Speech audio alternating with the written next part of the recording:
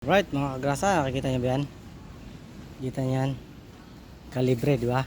Nissan basic, gawin natin basic lang talaga. Ayan, yan, ginawa na to ng unang mekaniko. Problema hindi niya na tsambahan, ayaw nang humatak dahil akala niya, dahil yung usok umuusok din, akala niya singaw daw tong injector ng washer. Hindi lahat ng umuusok na nabara sa injector lang makukuha.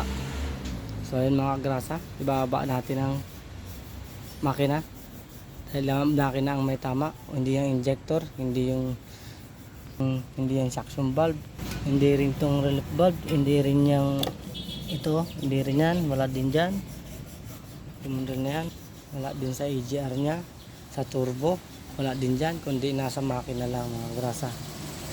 Hindi lahat na mausok na ganitong nabara dito nyo makukuha sa injector washer. Hindi yan, engine talaga may problema nyan. So overhaulin natin yan, kaya basic lang yan mga grasa, basic lang talaga, araw-araw basic lang, sipag lang.